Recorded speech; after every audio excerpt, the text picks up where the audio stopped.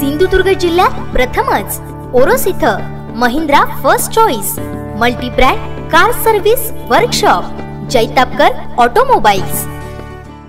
सावंतवाडी आंबेगाव येथील खासगी पसंत शाळेचा सुवर्ण महोत्सव दिमाखात साजरा करण्यात आला। यावेळी विविध कार्यक्रमांचे आयोजन करण्यात आले होते। जैतापकर बिल्डर्स अँड डेव्हलपर्स 20 वर्षांपासून गृह स्वप्न साकार करणारं एक नातं विश्वासाचं।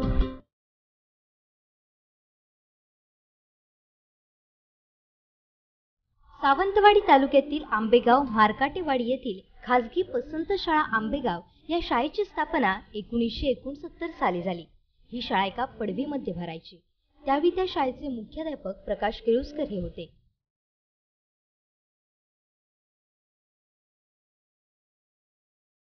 यंदा या शाळेला 50 वर्षे पूर्ण झाली। शाळेच्या सुवर्ण महोत्सवाच्या निमित्ताने माजी विद्यार्थी समितीने शुक्रवारी या शाळेत सुवर्ण महोत्सवाचं आयोजन केलं होतं। सकाळी शाळेमध्ये धार्मिक पूजा करण्यात आली। यानंतर सुवर्ण महोत्सवाच्या कार्यक्रमाला शुभारंभ करण्यात आला।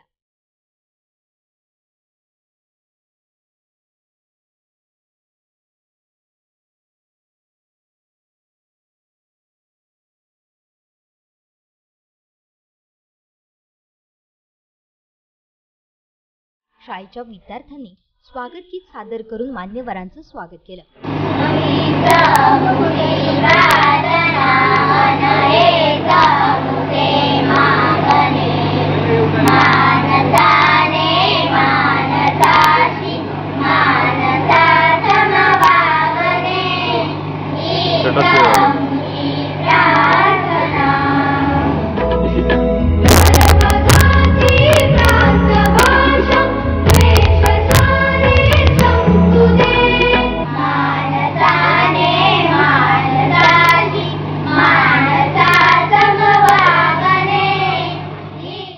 मान्यवरांच्या हस्ते दीपप्रज्वलन करून या कार्यक्रमाला सुरुवात करण्यात आली।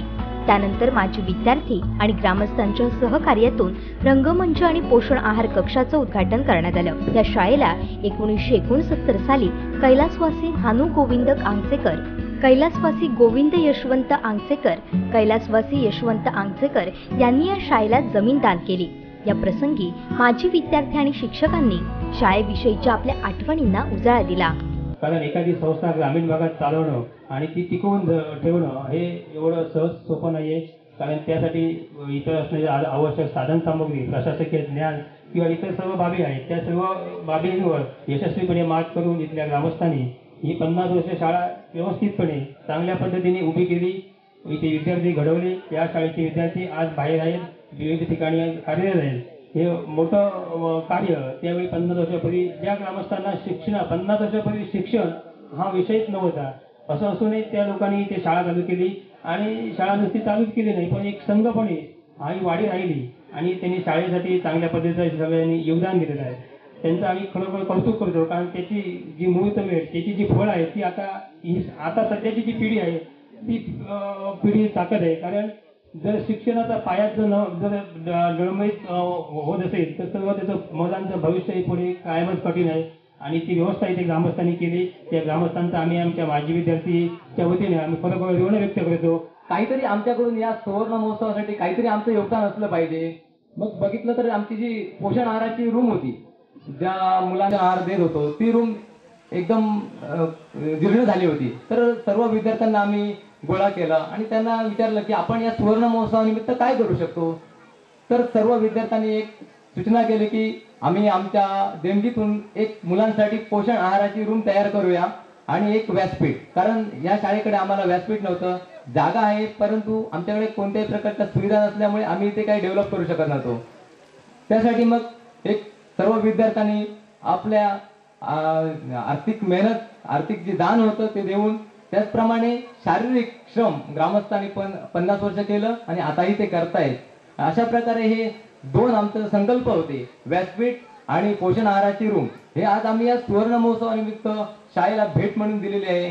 तरी ह्या सर्व आमच्या पूर्ण दोन्ही संकल्पाला सर्व ग्रामस्थांनी तसेच इतर गावातूनही मदत सर्व देणगीदारांनी दिलेली आहे। तरी मी पुनश्च त्या सर्व देणगीदारांचे आभार मानतो। कारण जर चांगलं घर बनवायचं असेल तर त्याच्यासाठी जो इमारतीचा पाया जो असतो तो मजबूत असावा लागतो, तरच इमारत उभी राहू शकते. आणि तो पाया म्हणजे आपली ही शाळा होती आमची. कारण आमचं 1ली ते 4थी शिक्षण या शाळेत झालं आणि यापुढील जे शिक्षण होतं ते आम्ही विविध शाळांमधून घेऊन आम्ही पदव्युत्तर झालो आणि या शाळेत आम्ही शिकलो, पदव्युत्तर झालो, आता कामाला पण आहोत, चांगली नोकरी करतो. पण ज्या शाळेत शिकलो आणि ज्यामुळे घडलो, आज आम्हाला काम मिळालं किंवा आम्हाला जे बोलता येतं, आज मी 1000 प्रेक्षकांच्या समोर उभं राहून बोलू शकतो, एवढं जे शिक्षण मिळालं त्याचा पाया म्हणजे ही शाळाच आहे. आणि या शाळेचे ऋण फेडण्याची संधी आम्हाला आजच्या या दिनी मिळाली. म्हणून आम्ही सर्व माजी विद्यार्थी तसेच ग्रामस्थ कमिटी, या गावातील सर्व ग्रामस्थ व इतर मान्यवर यांनी आम्हाला भरपूर अशी मदत केली या शाळेसाठी. आणि त्यामुळे आम्ही या महोत्सव तसेच आमची पोषण आहाराची रूम उभी करू शकलो आणि आजचा हा कार्यक्रम आम्ही परिपूर्ण करू शकलो. तसेच फक्त मी 2 वाक्य सांगतो या या कमिटीसाठी आणि माझे शब्द संपवतो. माती एकत्र आली म्हणून वीट तयार झाली, माती एकत्र आली म्हणून वीट तयार झाली, विटा एकत्र आल्या म्हणून भिंत उभी झाली. माती एकत्र आली म्हणून वीट तयार झाली आणि विटा एकत्र आल्या म्हणून भिंत उभी झाली. भिंती एकत्र आल्या म्हणून शाळा उभी झाली. त्यामुळे मार्केटवाडी खासगी पसंत शाळेची कमिटी निर्माण झाली आणि तीच कमिटी ज्या ग्रामस्थांनी उभी केली ती कमिटी त्यांनी 50 वर्ष चालवली, तशीच यापुढे याची चालवावी एवढी मी अपेक्षा बाळगतो. कारण 50 वर्ष कमिटी चालवणं म्हणजे काही साधं काम नसतं. कारण आतापर्यंत बघितलं तर 4 वर्ष 5 वर्ष 10 वर्ष कमिटी स्थापन होतात, त्या बंद होतात. पण आज आमची एकमेव कमिटी आहे जी 50 वर्ष झाली. आम्हाला माहित पण नाही, आम्ही जन्माच्या अगोदर ही शाळा उभी झाली आणि ती अजूनही चालू ठेवली आहे शाळा आणि अशीच पुढे चालू ठेवावी एवढी मी विनंती करतो सर्व ग्रामस्थांना व कमिटीला आणि माझे 2 शब्द संपवतो. धन्यवाद. दरम्यान या शाळेच्या आठवणींना उजाळा देणाऱ्या स्मरणिकेचं प्रकाशन करण्यात आलं. यावेळी आजी माजी विद्यार्थी आणि मुलांचे तसेच शाळेसाठी सहकार्य करणाऱ्या ग्रामस्थांचा सत्कार करण्यात आला.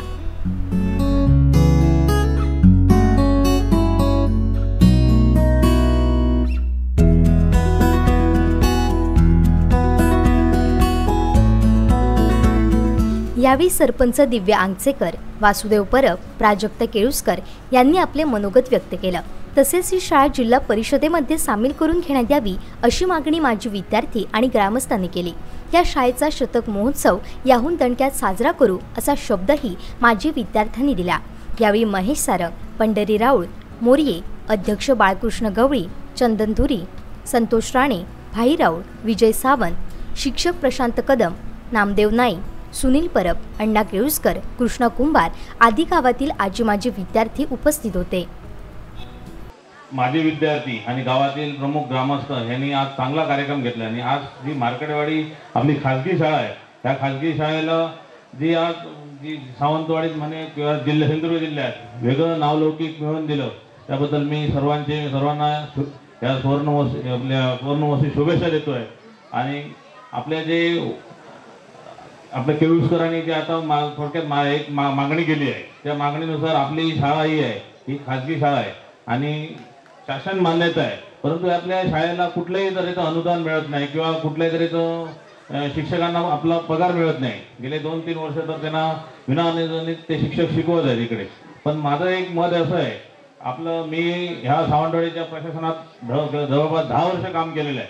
तर माझा एक अनुभव आहे किंवा एक आपल्याकडून राहून गेलेलं असेल, आज सगळ्यांचं जर सहकार्य असेल किंवा आपले कोणतरी माजी विद्यार्थ्यांनी भाषण केलेलं आहे. 50 वर्ष आम्ही शाळा टिकवलेली आहे. 50 वर्ष शाळा टिकवून संस्था टिकवणं खूप कठीण आहे. कारण 2-4 वर्षात काही संस्था बंद पण पडतात आणि अनेक संस्था असे काही अनुदानासाठी उघडतात आणि ते पण बंद पडत असतात. पण एवढं तुम्ही चांगलं कार्य केलेलं आहे. पण आपली शाळा ही 100 वर्ष पुढे चालली पाहिजे. जर 100 वर्ष पुढे जर चालली पाहिजे तर आपली ही शाळा जिल्हा परिषदकडे वर्ग केली पाहिजे. तशी जिल्हा परिषदेच्या खाजगी आपल्या नियमामध्ये पण तरतूद आहे. त्या नियमानुसार जर तुम्ही प्रस्ताव केला तर पंढरीबाई आहेत, आम्ही आहोत, गट विकास अधिकाऱ्यांना मी मगाशी बोललोय. ही शाळा आपण जर जिल्हा परिषदेला वर्ग केली तर जिल्हा परिषदकडून इकडे आपले जे आहे शिक्षक आहेत इकडे आपले कदम गुरुजी आहेत, त्यांना पण आता इकडे शिक्षक म्हणून पण त्या सहित आपण ते वर्ग करा, पण त्यांना पण कुठेतरी चांगलं यशस्वी. आपली शाळा आहे ही 100 वर्ष पुढे चालली पाहिजे, तर आज आपलं जिल्हा परिषदकडे वर्ग करणे हे गरजेचे आहे.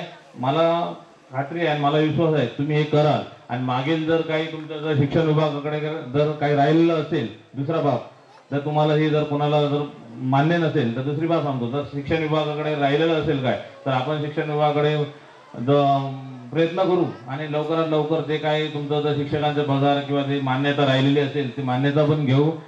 मी सलाम करतो तुमच्या कर्तृत्वाला, कारण मी संपूर्ण सावंतवाडी तालुक्यामध्ये फिरत असताना मला एकमेव शाळा ही आज खाजगी शाळा म्हणून निदर्शनास आली आणि ती सुद्धा इतकी चांगली सुसज्ज तुम्ही ठेवलात. शाळा म्हणजे हे विद्येचं मंदिर आहे. शाळेच्या भिंती सुद्धा बोलक्या असल्या पाहिजेत. या ठिकाणी आज तुम्ही ह्या 50व्या वर्धापन दिनानिमित्त रंगरंगोटी करून शाळा सुसज्ज ठेवलात. सातत्य असंच कायम ठेवाल यात कुठल्याही प्रकारची शंका नाही. आपला देशाचा सगळ्यात जास्त खर्च हा शिक्षण, आरोग्य आणि संरक्षण या 3 गोष्टीवर होत असतो. मित्रांनो, शिक्षण म्हणजे कला, विज्ञान, वाणिज्य अशा कुठल्याही प्रकारच्या भिंती नाहीत. आपल्याला न समजलेलं शिक्षण समजून घेणं यालाच शिक्षण म्हणतात. कारण सध्याचं युग हे स्पर्धेचं युग आहे. आज आपण म्हणतो की प्राथमिक शाळा, मगाशीच या विद्यार्थ्यांनी उल्लेख करताना खरोखर अगदी मनापासून सांगितलं की प्राथमिक पाया जर मजबूत असेल तर आपण कितीही मनोरे उंच उभे करू शकतो. प्राथमिक शिक्षण आपलं दर्जेदार असतं. म्हणूनच पुढे भविष्यात आपल्या हायस्कूलच्या शिक्षकांनी सुद्धा सांगितलं. मी तर असं म्हणेन की जिल्हा परिषदच्या किंवा आता या खासगी शाळेतल्या आपल्या प्राथमिक शाळेतनं दर्जेदार शिक्षण दिलं जातं. म्हणूनच सिंधुदुर्ग जिल्ह्याचा शिक्षणाचा क्रम हा अधिक उंचावत गेलेला आहे. किंबहुना तो राज्यात आपल्या केंद्रात सुद्धा कोल्हापूर केंद्रात नंबर 1चा राहिला नाही. या ठिकाणी मी तुम्हाला सांगतो की तुम्ही विकासाच्या बाबतीत आपले वासुदेव परब हे मी जिल्हा परिषद सदस्य असताना आमच्या जलव्यवस्थापन समितीवर सदस्य होते. त्यांची विकासाची एक वेगळी तळमळ होती. प्रत्येक वेळी ते सभागृहात बसल्यानंतर माझ्या गावासाठी अमुक योजना पाहिजे, रस्त्याची योजना पाहिजे, विहिरीची पाहिजे, अंगणवाडीची पाहिजे, वेळोवेळी त्यांची मागणी असायची. मग एक वेळी आमचे शिवसाहेब म्हणाले की परब साहेब, तुम्ही तुमच्या आंबेगावची यादी पूर्ण तयार करा, ती आमच्या सभागृहात सादर करा, निश्चितपणे त्याला आम्ही न्याय देऊ. मी तुम्हाला सांगतो की आज माझी विशेष महिला बाल कल्याण सभापती आहे. तुम्ही कधीही जिल्ह्याला तुमच्या गावाचा विकासाचा प्रश्न कुठलाही असू दे, मग तो शैक्षणिक असू दे किंवा रस्त्याचा असू दे, लाईटचा असू दे, आरोग्याचा असू दे, जे काही विकासाचे प्रश्न असतील ते तुम्ही कधीही आपल्या कॅबिनमध्ये या. निश्चितपणे त्या ठिकाणी या गावाला न्याय देण्याचं काम करू.